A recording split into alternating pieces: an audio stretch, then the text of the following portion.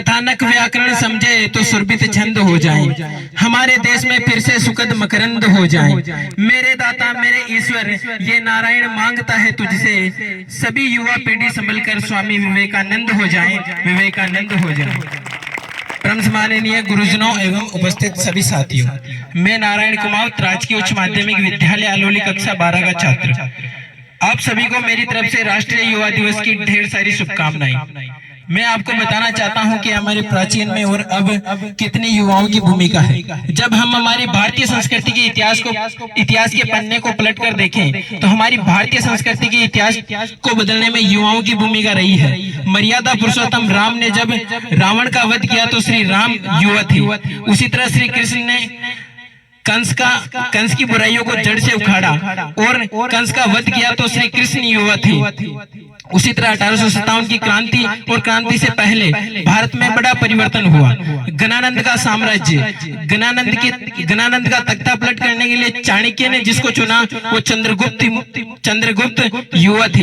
उसी तरह 1857 की क्रांति में जब आजादी की पहली नींव डाली तो पहली गोली चलाने वाले मंगल पांडे युवा थे।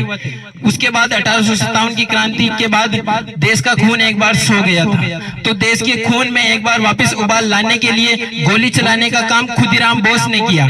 19 वर्ष के युवा खुदीराम बोस युवा थे।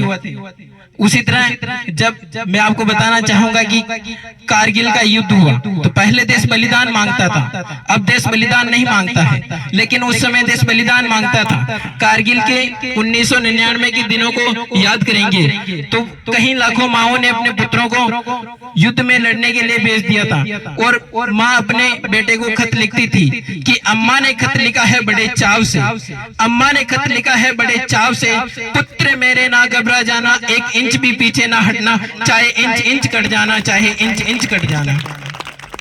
मैं आपसे निवेदन करना चाहूंगा कि आपका कर्तव्य हिंदुस्तान की अखंडता और एकता को बनाए रखने का, क्योंकि इस ठंड में आप -डिग्री टेम्परेचर में उन युवाओं को याद नहीं कर सकते तो इस शिक्षा का कोई महत्व नहीं है।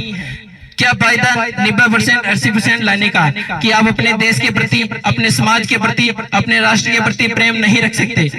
जब आप राष्ट्र के प्रति प्रेम नहीं रख सकते तो वह अपनी माँ के प्रति भी प्रेम नहीं रख सकता, और जो माँ बाप का नहीं हो सकता वो अच्छे समाज का निर्माण नहीं कर सकता। और जो निराश हो जाते हैं युवा अपने करियर को लेकर, उनको कहना चाहूंगा कि फर्क होता है खुदा और फकीर में, फर्क होता है खुदा और फकीर में, फर्क होता है किस्मत और लकीर में। जो चाहे और ना मिले तो समझ लेना बहुत कुछ अच्छा लिखा है तकदीर में, बहुत कुछ अच्छा लिखा है तकदीर में। जय हिंद, जय भारत।